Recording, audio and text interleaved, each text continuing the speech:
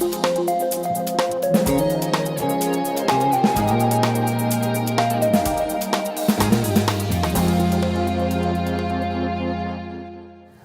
to Behind the Headlines. Today we're talking about the renaming of 2 Palo Alto schools and a new snag that is challenging the city's long-planned rail improvements. Elena, let's start with the renaming of Jordan and Terman schools. Sure. So that process is moving forward. There's a committee that's been tasked with actually coming up with names to propose to the school board, and they have been meeting since this fall, in which they're meeting on Tuesday night, and they actually have this tentative short list of names, mostly of people to propose for the schools, and also 2 geographic names. So they're getting close to putting this forward to the school board, who will have the final approval over what the schools are renamed. And I do recall this came out of like a Jordan student's 7th grade paper, which kind of brought attention to the fact that Jordan and Terman were supporters of eugenics. But how do we get from that point to where we are today? Because you just mentioned that the finalists were released. Who came up with the finalists, and basically? So it's been a long process. So there was a student who did a book report on David Starr Jordan, and his father became concerned, not knowing that he had been involved in eugenics, and so that sparked this whole issue. There was a community petition. A previous committee was formed to even look at the issue of if the schools should be renamed. That process took several months. The school board voted last year to rename Jordan and Terman, and then convened this new committee. Just different people, different committee? Different people. I think there's some overlap, but mostly new people. It's a mix of parents and community members, and there's 1 student and school staff.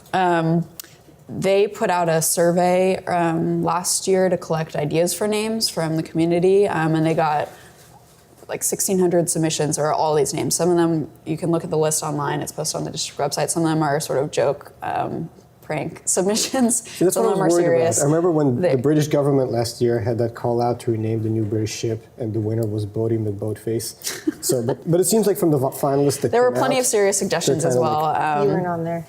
And so this new committee took those names and they narrowed it down. They used a set of criteria and a board policy around what school facilities That's what I was going to can ask. be named after. How did they get it down to this short list? Like, what was the criteria? So it was a combination of using that policy,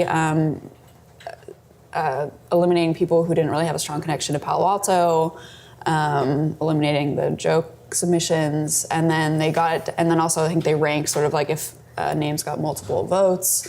And then they took their own votes and narrowed it down and then started researching people and have arrived at this list, which is not a final list. And they're continuing to research each of these figures with the goal of really fully vetting them to hope that there's no skeletons in the closet that will come out after they're approved. Are they still taking more names, or is this it? Like, this is the list and they're just going to go I think they're here? pretty much they're going to present to the board next month, so they're pretty much at the end of the process. So who is on the list? Okay, so Ellen Fletcher, who's a former city councilwoman, she's known for her bicycle advocacy in Palo Alto. Frank Green, who was a Black Silicon Valley pioneer. He founded a venture firm that focused on minority and women, and it had been headquartered in Palo Alto at one point. William Hewlett, who we all know, famous co-founder of HP, started HP in that Palo Alto garage, that whole story. Edith Johnson, who's considered Palo Alto's first female doctor. There's also a city park named after her. Fred Yamamoto, who graduated from Pali, and then he was interned in a Japanese internment camp during World War II. And Anna Shockey, who was one of the city's first residents and opened the first school in Palo Alto, so she's considered sort of the founder of the school system. And it seems like a few of these are almost kind of like obvious choices, like Anna Shockey and Ellen Fletcher are really well-known citywide figures who made like local contributions. Some of them seemed a little more obscure, just in everyday conversations. Like, you don't hear that many people talking about like Fred Yamamoto, for example. So do you know what the kind of the thinking was behind the board, is kind of including him, and Edith Johnson already has like a little park, Johnson Park, so they seem like to be maybe not as well known.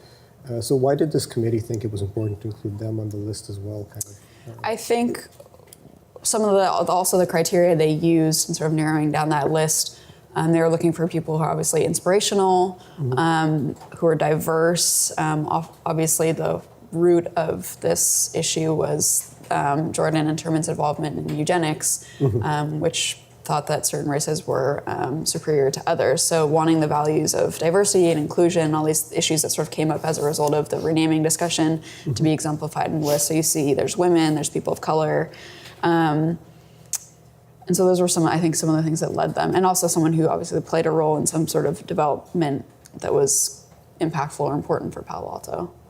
Okay. And I saw there's 2 on there that aren't named after people, it's places. Yeah, the committee's less enthusiastic about those, but obviously they come with less baggage. I mean, there's not a lot of controversy that can come out in Some people 20 hate years that about Adobe Creek, or I mean, who knows? But they think that that's sort of a, that would be the easy way out, just to choose a geographic name because it's less controversial. So has there been any kind of reaction from the community to this list of finalists? Have anybody kind of taken strong positions either way, to like being angry about something being left off or challenging anything that's on the list? My only perception of or evidence I've seen of community reaction is comments on our story, which I think you have to take with a grain of salt. But I think you see the similar pattern of reaction that's come on this issue, is that some people believe it's really important to find, diverse, influential, important people to carry the names of the schools, and other people who think that this is sort of a waste of time and a little bit, politically correct of we're never going to find someone who's totally perfect, and why are we spending our time on this when there are other important issues that deserve people's attention. Those are the arguments that we've heard since the kind of issue came out. Yeah. So I think the fact that there hasn't been a huge kind of outpour of anger or frustration or anything about this list kind of suggested the committee probably did a pretty good job of going through its suggestions and kind of vetting they've done out their homework and they're continuing to do so. They discussed for a while on Tuesday sort of concerns about we need to really do our research on these people and wanting more time, and some of the other committee members saying, well, we're just volunteers, we can't do everything, and there's a certain point where we just have to put these people forward and the board has to take action on it. Yeah, So when did you say they expect to make a decision? They don't know yet? The committee? Well, when do you think it will go to the board? They're set to present to the board in March, and then there will be 2 board meetings, assuming, before the board votes. And they'll change all the signs in the summer in time for the August school they're year. planning to do that. So another issue that might come out is cost. It was estimated at $50,000, but that was a while ago. The previous committee estimated that, but so it's signs, stationery, PE uniforms, so there's a lot of name replacement that will have to happen before next year. Well, it sounds like a great homework assignment for the Palo Alto Historical Association or anybody else to kind of do their part in vetting these before all these signs go up and the latest controversy comes out of. Excellent. All right. Well, so now Gennady, I'm going to turn Linda. to you. Tell us what's going on with the rail improvements. Yeah, it was quite a big development this week. Big in a sense that this is a really, really long project, so even big developments have a bit of a turn of the screw element to it. But in this case, I think this is pretty major because Palo Alto's elected leaders are kind of shifting from the mode of we really want to trench or tunnel Caltrain, and we're really trying to kind of get all ideas from the community to this mode of we need to narrow down our options and really, as Councilmember Scharf said this week, we have to start getting real about what is really feasible. And so this week, a paper came out that is generating quite a bit of discussions among people who follow this topic, which basically suggested that the ideal option that all the city council members had in mind doesn't seem to be feasible or viable. I think city manager called it practically unworkable. And so it's a big setback to those who kind of were thinking of having an underground Caltrain running along the length of the city. Was this report surprising? I mean, it does seem like an incredibly ambitious project, and people had to have known that it was going to be very expensive and there were going to be a lot of hurdles to overcome. Yeah, I mean, I feel like this is one of those situations where you know in the abstract that it's going to be really, really hard, but things get real when you see like real evidence, real data. Yeah. It's similar to what we had with high-speed rail. Like people knew in 2008 this is coming, but the city council supported it, because it was like abstraction. It seems like a good idea. But once you see like engineering plans or even like the conceptual designs, you're like, wait a second, this is really what it's going to take. Mm-hmm. And the one thing that became clear from this paper is that no matter what the city does is going to cause huge disruptions to the community. It could involve property takings, and even under the best case scenario, it'll cost upwards of $700 million. But the difference between the cheapest options, which are 700 million to a billion, and going full tunnel or cut and cover trench through the whole city is like magnitudes. We're talking like $4 or $5 billion.